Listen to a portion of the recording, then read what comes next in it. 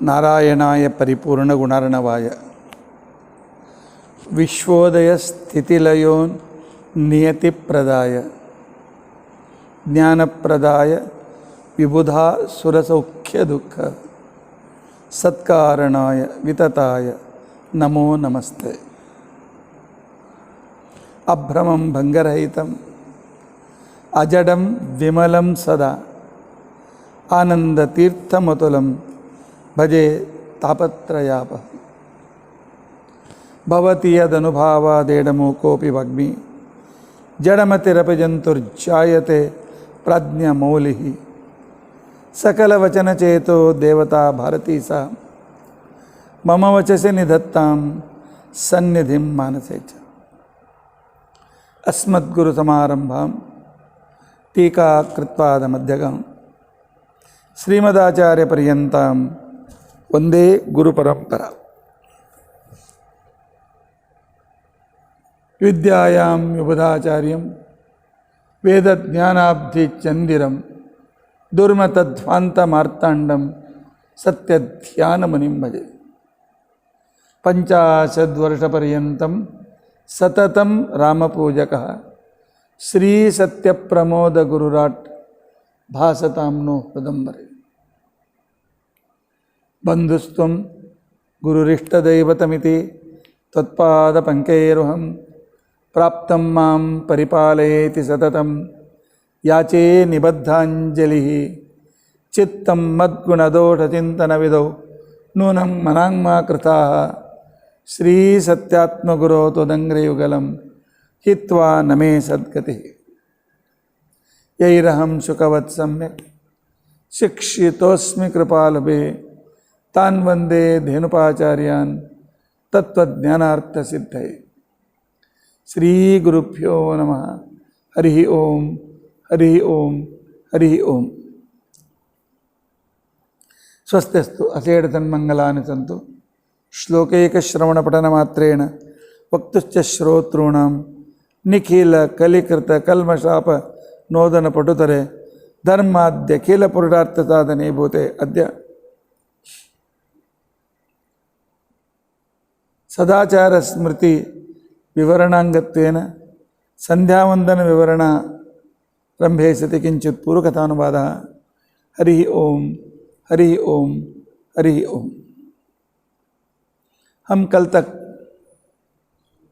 संवत्सर देवता और मास देवता इनके पीछे भारतीय तत्वज्ञानियों का, प्राचीन ज्योतिर्विदों का अभिप्राय और उस तिथि के देवता उनको प्रसन्न करने से हमें जो मिलता है। हाँ, संध्या वंदन कर देंगे, सब कुछ क्यों जरूरत है? जरूरत है। द्वारपाल को खुश किए बिना अंदर प्रवेश नहीं मिलता है। क्लार्क को प्रवेश खुश किए बिना तो फाइल आगे नहीं जाता है। तो इसके लिए सभी परिवार देवताओं को खुश करना भगवान के लिए अत्यंत प्यारा है। हम आपके घर आएंगे, मेरे लड़के का शादी है, आप अकेले आओ, किसी को मत लेके आओ, ऐसा बोलूँगा तो वो खुशी से आएगा? मन में रहता है इन लोगों को द्वेष करता है, मैं क्यों जाऊं? इसके लिए हमारे सिद्धांत में सभी देवता आदरणीय हैं। वह देवता अच्छा है या देवता बुरा है, ऐसा कोई भी नहीं। हमसे करोड़ों करोड़ों करोड़ों गुना बहुत बड़े हैं, उपकारी हैं, पूरे संसार का उपकार करने वाले हैं। उन मास के देवता अधिदेवता परम मुख्यतया श्री भगवान विष्णु, इनका अनुग्रह में अत्यंत आवश्यक है। उस मास में भी 2 भाग हैं, शुक्ल पक्ष और कृष्ण पक्ष। शुक्ल पक्ष में चंद्र की कला एक एक दिन बढ़ती जाती है। एकादशी के दिन पूर्णत्व और पूरी तरह से पूर्णत होकर के फिर उतरना शुरू होता है पूर्णिमा के दिन। शुक्ल पक्ष के स्वामी हैं चंद्र, और कृष्ण पक्ष में चंद्र की कला उतरता शुरू हो जाता है, तो उसके स्वामी हैं सूर्य। इससे आपको मन में आया होगा, हमारे पूर्वजों ने चंद्र और सूर्य का जो साक्षात मनुष्य के मन, बुद्धि, शरीर, आरोग्य, आहार, इस संबंध में इन दोनों ग्रहों की इंपॉर्टेंस जो है हमारे पूर्वज जानते थे। कहने वाले कहेंगे ये जंगल में थे, जंगली थे, आदिवासी थे, उनकी कल्पना उनको छोड़ देंगे। ये इतने ज्ञानी थे, अपनी योग शक्ति से इन ग्रहों का संबंध उन्होंने जान लिया था। और अभी तिथि, तिथि का मतलब है चंद्र और सूर्य के बीच में जो 12 डिग्री का और थोड़ा उससे ज़्यादा समय जो है उसके तिथि कहते हैं। अर्थात सूर्योदय से सूर्य लेकर के और सूर्य चंद्र के बीच में 12-12 डिग्री के अनुसार वह पूरा दिन माना जाता है। तिथि के बाद हमें वार के बारे में देखना है, और वार के बाद हमें देखना है नक्षत्र। नक्षत्र के बाद हमको योग के बारे में समझना है, योग के बारे में करण को समझना है। तिथि, वार, नक्षत्र, योग, करण, इन पांचों को समझ करके, उनकी देवताओं को समझ करके, उनकी देवताओं का अनुग्रह पाने से क्या प्राप्त होता है। करोड़ों रुपए देने पर भी जो नहीं मिलता है, वह रोज 1-2 मिनट दे दीजिए, आज कौन सी तिथि है और उसके देवता कौन है, वार कौन सा है, उसके देवता कौन है, और नक्षत्र उसके देवता कौन है, योग के देवता कौन है, करण के देवता क्यों हैं, उनका स्मरण करने से आपको क्या मिलता है मालूम है? शास्त्र कहता है तिथेश्च श्रियम आपनोति। तिथि देवताओं का स्मरण करने से आपको जितनी चाहिए उतनी संपत्ति मिलती है। जितनी चाहिए मतलब मैं टाटा, बिरला, अंबानी के जैसे हो जाऊं ऐसा नहीं, आपको जितनी आवश्यकता है उतनी संपत्ति आपको अवश्य मिलेगी। आप भूखे नहीं रहेंगे, किसी के आश्रय में ही नहीं रहेंगे, रोटी कपड़ा मकान आपको मिलता रहेगा। तिथेश्च श्रेयम आपनोति। और वार दिन कौन सा वार है, उसके देवता कौन है, इसे जानकर उन्हें कृतज्ञता व्यक्त करने से हमारी आयु बढ़ती है। किसी दुकान में आयु बढ़ने का कोई मीटर मिलता है क्या? लेकिन तिथि जानने से मिलता है। और नक्षत्र देवताओं को समझ करके और उनका अनुग्रह हम मांगेंगे तो हमारे सभी पाप दूर हो जाते हैं। हमारे कष्ट, दुख, रोग इत्यादि का कारण हमारे पाप हैं। कोई दूसरा हमें रोग ला करके नहीं देता है, कोई दूसरा व्यक्ति हमें गरीबी ला करके नहीं देता है, कोई दूसरा व्यक्ति हमें पीड़ा नहीं देता है। हमारे कर्म के अनुसार हम उसे प्राप्त करते हैं। हम झगड़ते हैं, तुझसे, तुम्हारे कारण से मुझे बहुत पीड़ा हो गई, गलत बात है। वह कौन है हमें पीड़ा देने वाला? क्या वह भी स्वतंत्र है क्या? मेरे मित्र तो शत्रु स्वतंत्र है क्या? व्यवहार में हम कहते हैं तेरे वजह से ऐसा हुआ, तुम्हारी वजह से ऐसा हुआ, उससे वजह से ऐसा हुआ। नहीं, उस वजह के लिए वो कारण बना होगा, लेकिन भगवान की इच्छा से। मेरा कर्म था आज उस व्यक्ति से अपमानित होना, तो मिल जाता है। इसके लिए भगवान की इच्छा समझ करके उसको ज्यादा महत्व नहीं देने का। इसके लिए शास्त्र कहते हैं सुखस्य दुखस्य न कोपि दाता। सुख को देने वाला कोई नहीं, दुख को देने वाला कोई नहीं। परो ददातीति कुबुद्ध रेशा, उसने दिया उसने नहीं दिया, पिताजी ने घर नहीं बनाया, उन्होंने मेरे लिए पैसा नहीं रखा, ये सब कुछ गलत बात है। परो ददातीति कुबुद्ध रेशा,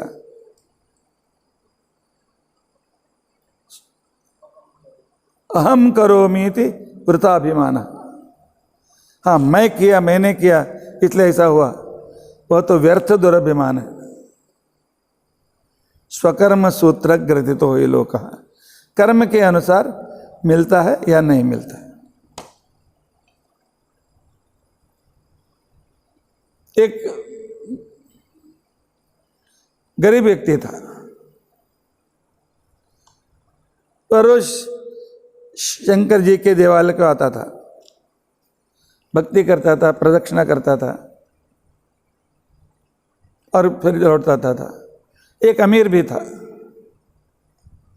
लेकिन अमीर व्यक्ति भी भक्ति से करता था, उसे मिलता जाता था, इसको नहीं मिलता था। पार्वती ने कहा, स्वामी जी उस गरीबी की ओर भी थोड़ा देखो, सिर्फ अमीर को आप दे रहे हैं।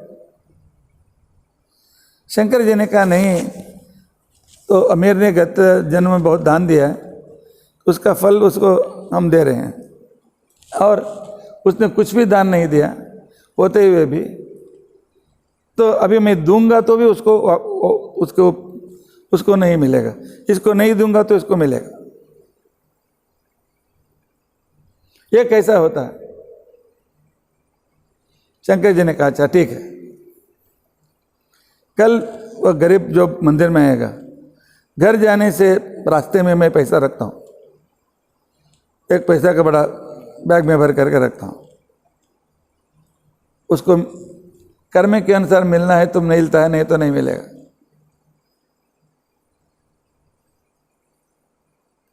तो उन्होंने क्या किया, तो मंदिर में आया, प्रदक्षिणा कर रहा था, उसके जाने के रास्ते में एक थैली में सोने के अनेक सिक्के रख करके बंद करके रख दिया, और वह जब मंदिर से बाहर आया तो सोचने लगा कल बूढ़ा हो जाऊंगा तो मैं मंदिर नहीं आ सकूंगा, क्योंकि आंख अच्छी तरह से नहीं दिखाएंगे, आंख दिखना बंद हो गया तो मैं कैसे मंदिर आऊं। तो अभी से क्यों प्रैक्टिस नहीं करना चाहिए, आज देखूंगा, आंख बंद करके मैं घर तक जाता हूं क्या। इस तरह उसने सोच करके आंख बंद करके ही चला गया। रास्ते में जो पड़ा था वो मिला ही नहीं। आज अमीर भी थोड़ा लेट से आया, उसी समय से वापस लौट रहा था, उसे वो मिल गया, रखा था उसके लिए। इसलिए भगवान कहते हैं यह भगवान की सब इच्छा है, उसके कर्म के अनुसार मिलना है, मिल जाएगा। हम देवता उनको जो कठिनाई आते हैं उनको दूर करने की कोशिश करते हैं, समझाने की कोशिश करते हैं, लेकिन कर्म के अनुसार ही हमें हम दे सकते हैं, उससे ज़्यादा नहीं दे सकते। इसके लिए हम प्रयत्न करेंगे, लेकिन उसका सुख भोगने के लिए देवताओं का अनुग्रह अत्यंत आवश्यक। तो इसके लिए नक्षत्रात् हरते पापम, नक्षत्र हमारे पाप दूर करते हैं, तो वह पाप दूर हो गया, उसके कारण जो दुख मिलने वाला तो वो नहीं आएगा।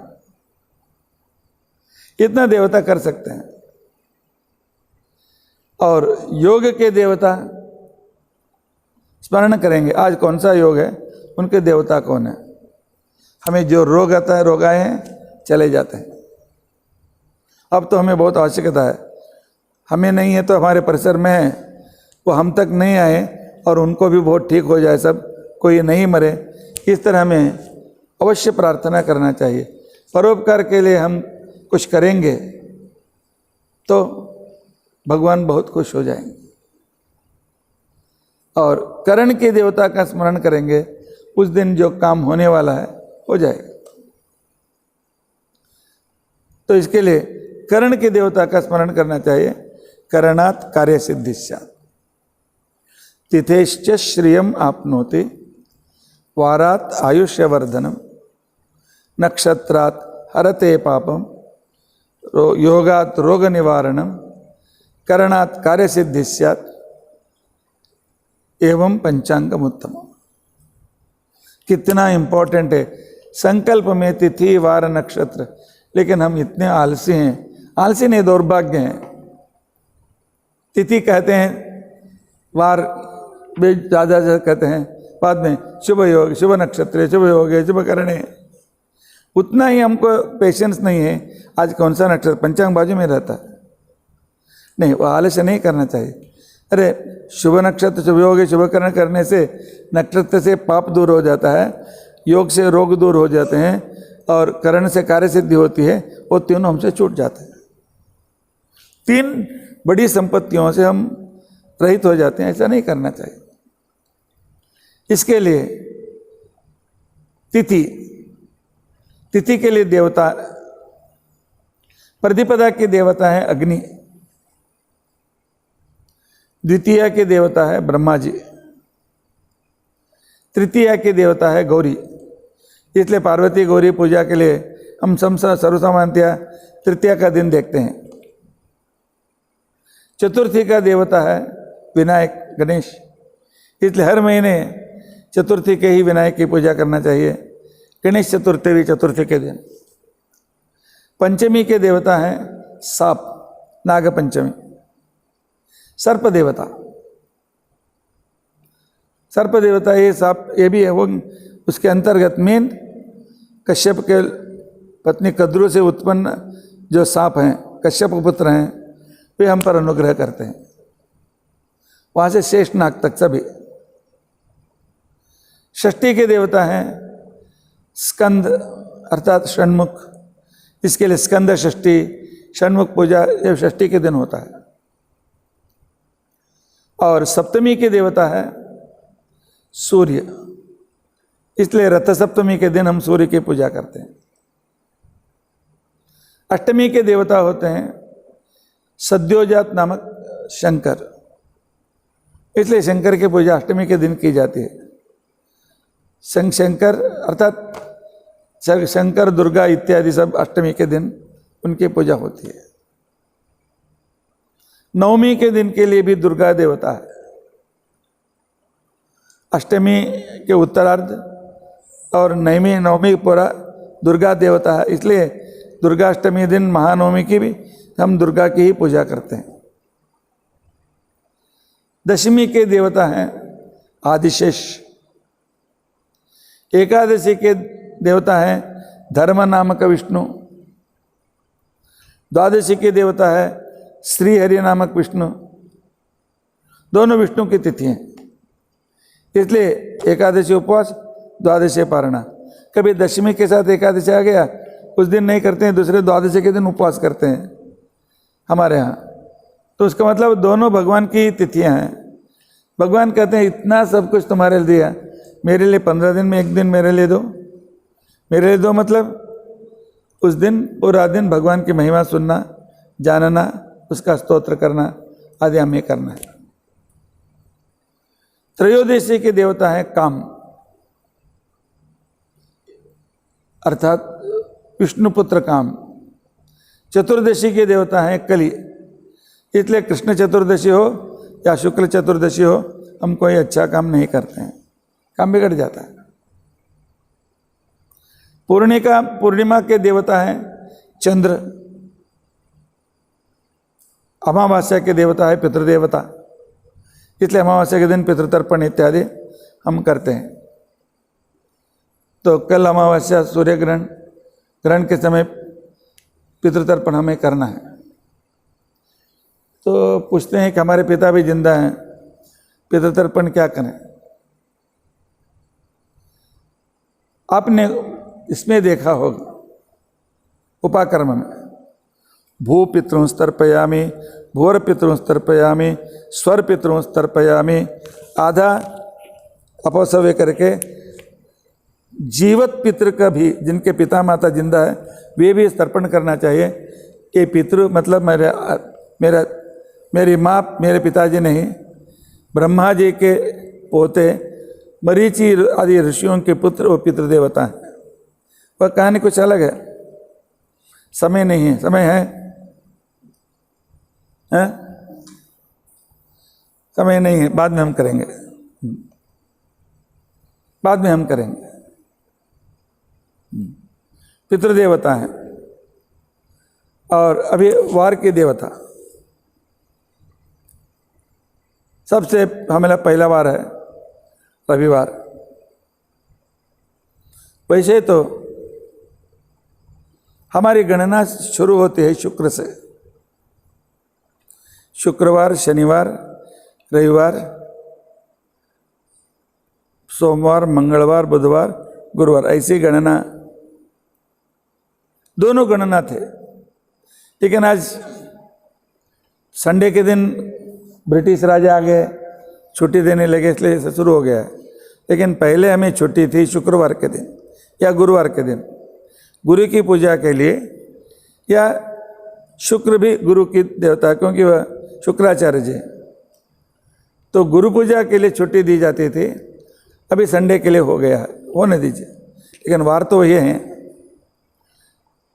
और रविवार के लिए, जैसे हम भानुवार भी कहते हैं, भगवान शंकर देवता हैं। सोमवार की देवता है दुर्गा, मंगलवार की देवता है बृहस्पति, अर्थात देवगुरु बृहस्पति। बुधवार के देवता है विष्णु, गुरुवार के देवता है जीवोत्तम सर्वगुरु ब्रह्मा जी, शुक्रवार के देवता है लक्ष्मी, शनिवार के देवता है कुबेर।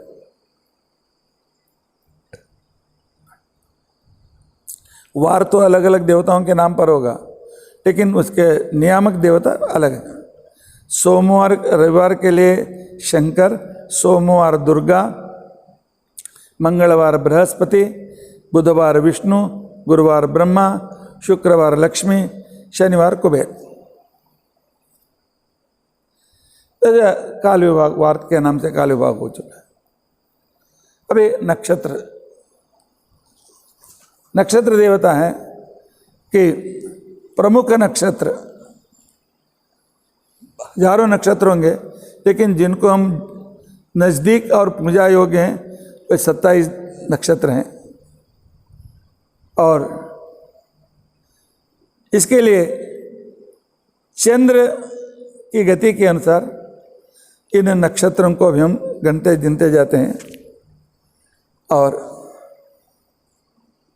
नक्षत्र के कारण ही हम जब भी जप कहते हैं 108 करो, 108 करो। क्यों? 108 करने के लिए एक ग्रंथ है। मैं जब कॉन्वोकेशन के लिए, अर्थात मेरे शास्त्री और आचार्य परीक्षा के संदर्भ में जब बनारस गया था, 2 दिन पहले गया था, इसलिए मैं बनारस हिंदू यूनिवर्सिटी के लाइब्रेरी में गया। वहाँ ढूंढते ढूंढते एक मुझे ग्रंथ मिला। उसका नाम था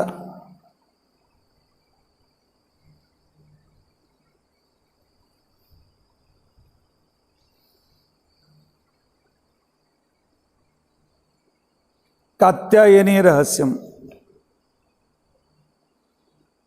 मैंने समझा दुर्गा के बारे में होगा, लेकिन उस पढ़ने के बाद मुझे मालूम पड़ा कि 108 हमारे पूर्वजों ने क्यों ऐसा किया है। उसमें विवरण है, संक्षेप में मैं आपको बताऊंगा।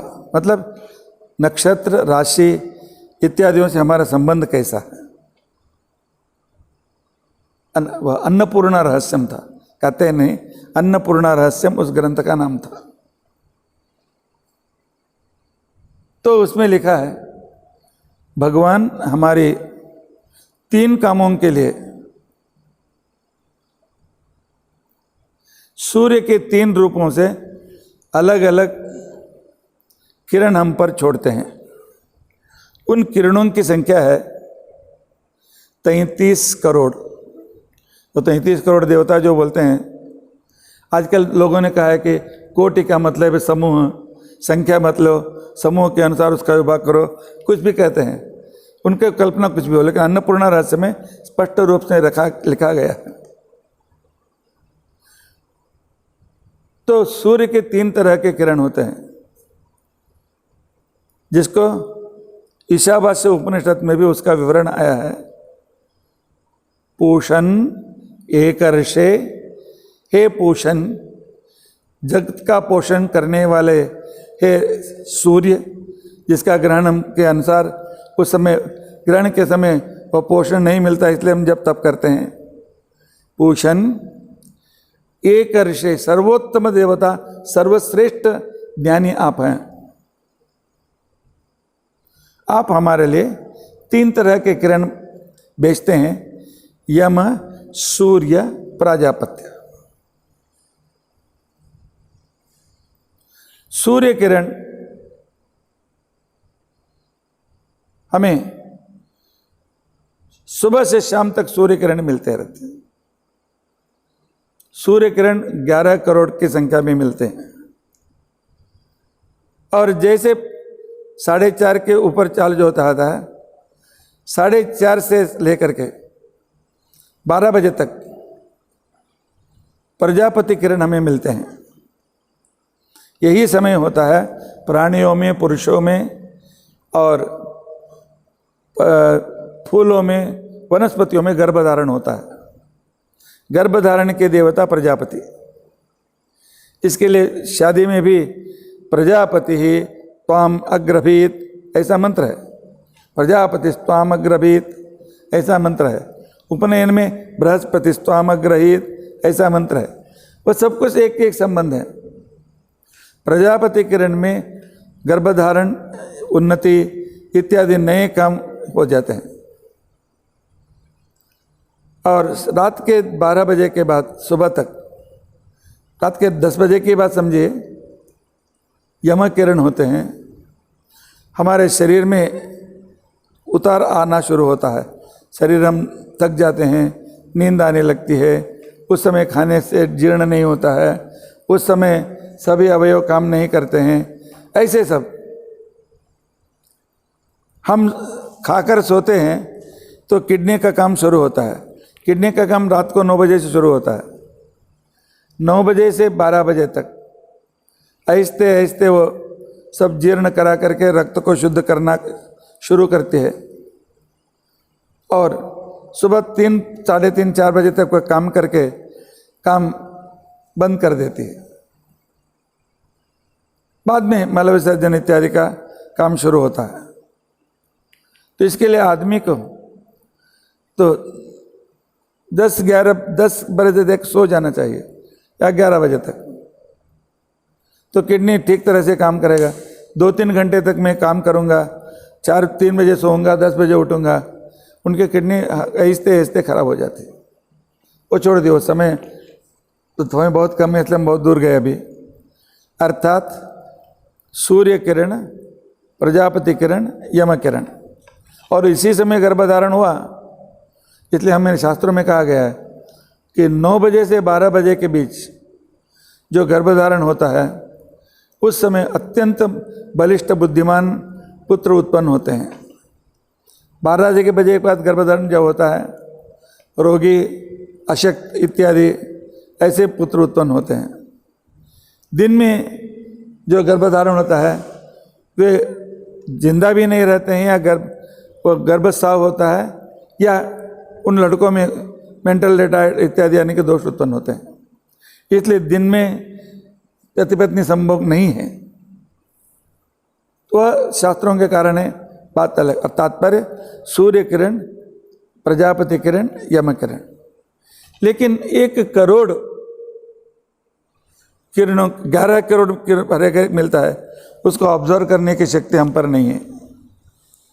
तो उसके लिए जब वोल्टेज ज़्यादा होता है तो बीच में वोल्टेज कम करने के लिए ट्रांसफार्मर लगाते हैं, आपको मालूम है, ट्रांसफार्मर से बोलते हैं, वोल्टेज कम करते हैं। उस तरह सबसे पहले 9 ट्रांसफार्मर है, 7 ग्रह और 2 विशिष्ट छाया ग्रह, वही है नवग्रह।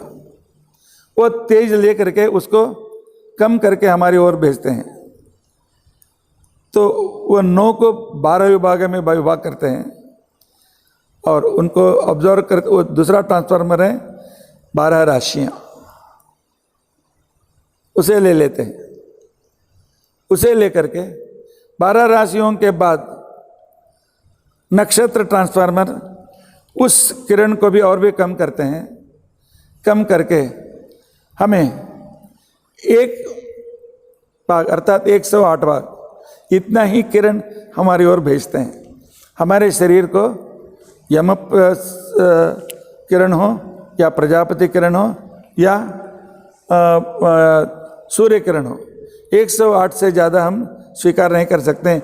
108 से 1008 तक हम स्वीकार करते हैं। तो इसके लिए उन किरणों की प्राप्ति के लिए 108 जप करेंगे तो उस किरण का लाभ हमें मिलता है, जप नहीं करेंगे तो लाभ नहीं मिलता है। क्यों?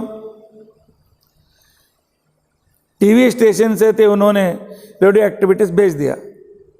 यदि तुम्हारा एंटीना और तुम्हारा टीवी ऑन नहीं है तो क्या वो चित्र आता है? नहीं आता है।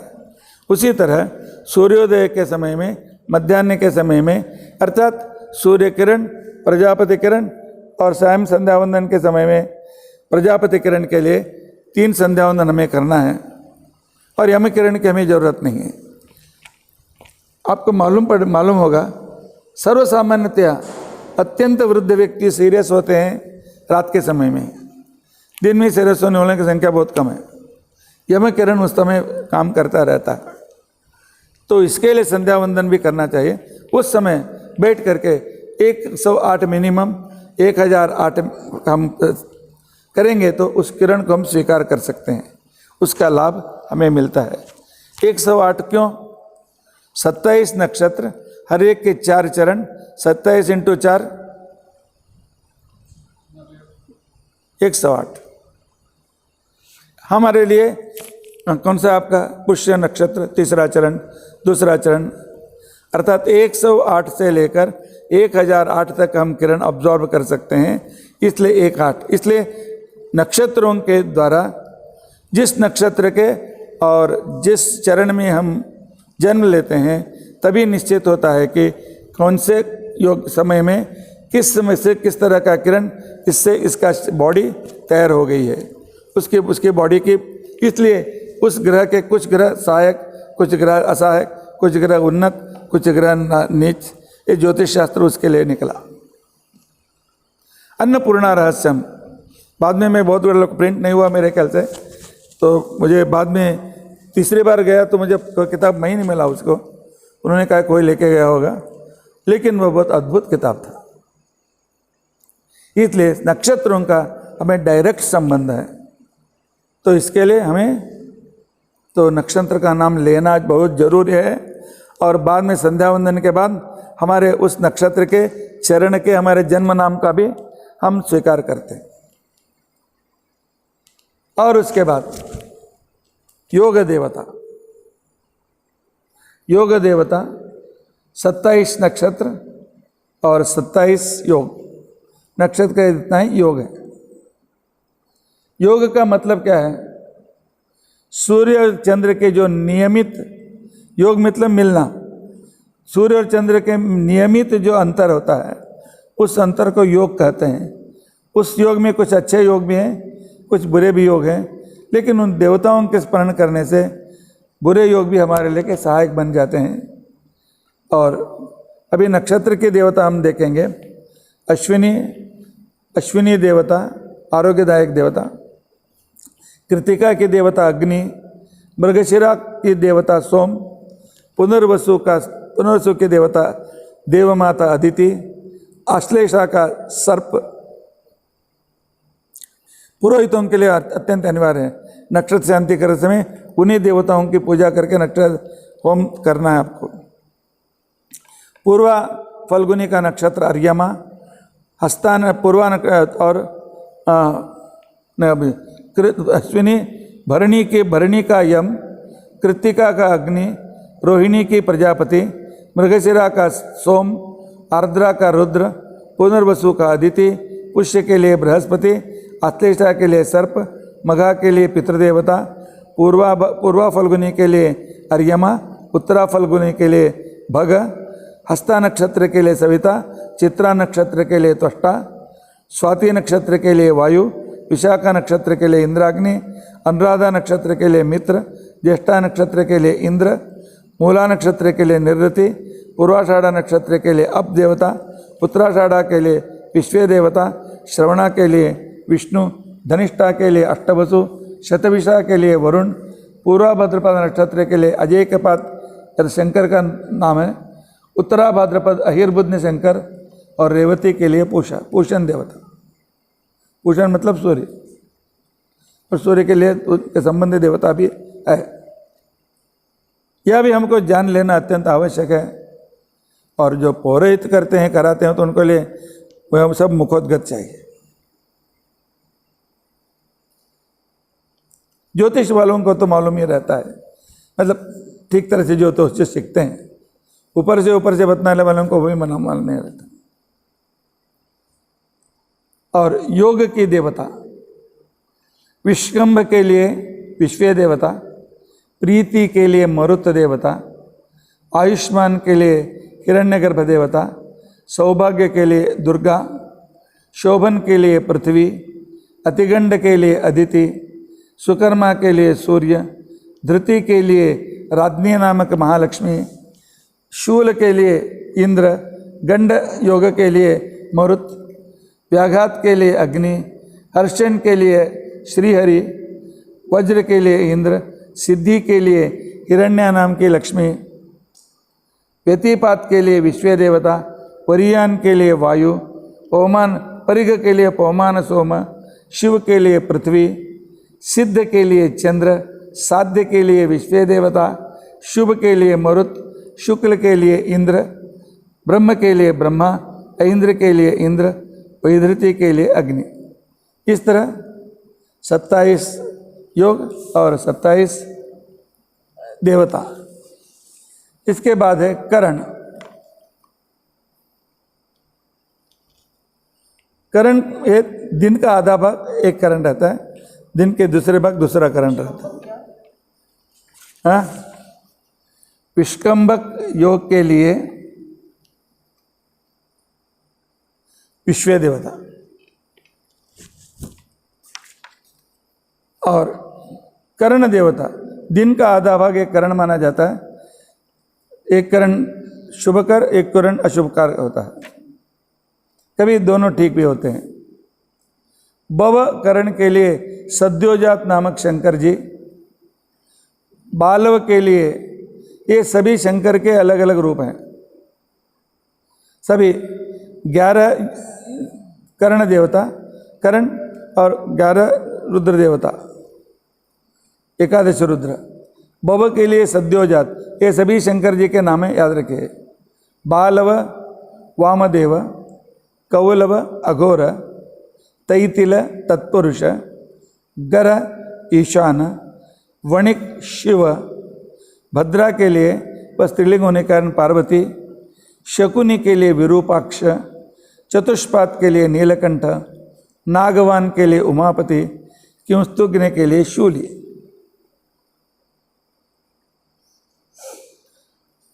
तिथि, वार, नक्षत्र, करण, योग, करण, ये पंचांग। रोज पंचांग पुराने कैसे में कैसा था, कुल पुरोहित रहते थे। ये पुरोहित एक 10-20 घर के पुरोहित रहते थे।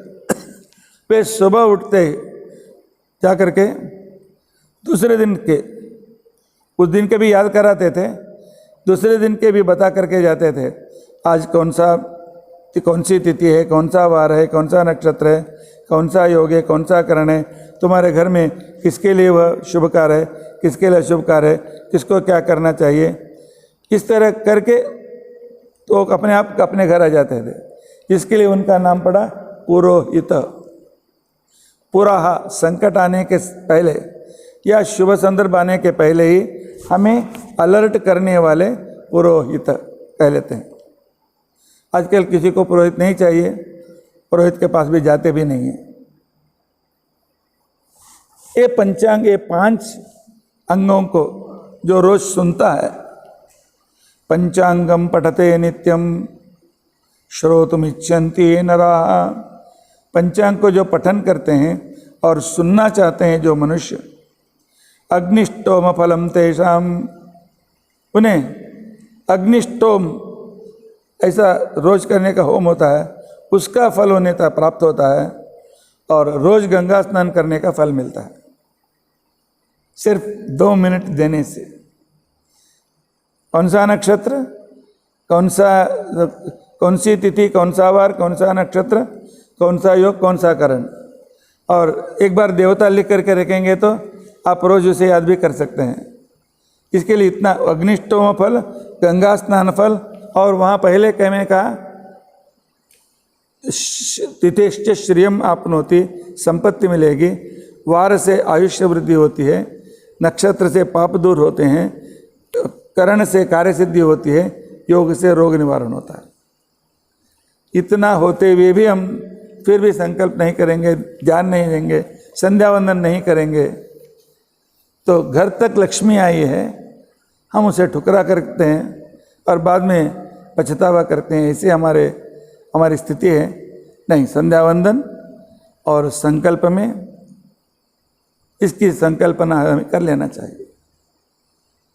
अच्छा, इन 5 से हमें पर्सनालिटी डेवलपमेंट क्या होता है? पर्सनालिटी डेवलपमेंट नहीं होता है। अरे, अच्छी संपत्ति मिली तो आप अपने शिक्षण इत्यादि उनको बढ़ा सकते हैं, नक्षत्र तिथि का पालन करने से।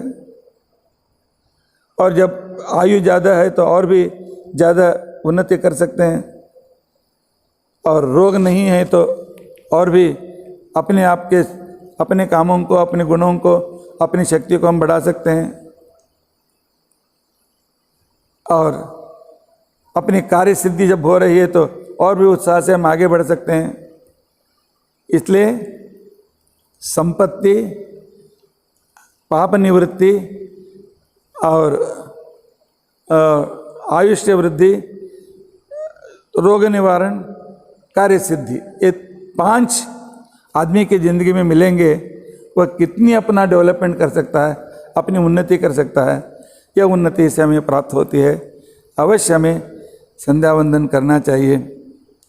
तो इन 5 दिनों में संक्षेप में मैंने संकल्प के बारे में 5 अच्छे दिन, अर्थात एक ही संकल्प में कितना तत्व को शास्त्रकारों ने लिखा, कितने विषयों को रखा। कल्पना कीजिए, मैं पूरा सब नहीं, और भी एक के बारे में अनेक अंग विस्तार हमारे ऋषियों ने इतना उपकार हम पर किया है। ग्रंथ में सब कुछ ध्यान रखा है, पढ़ो या गुरु से समझ लो। हम कुछ नहीं प्राप्त करते हैं, हमसे जैसे दरिद्र कोई नहीं।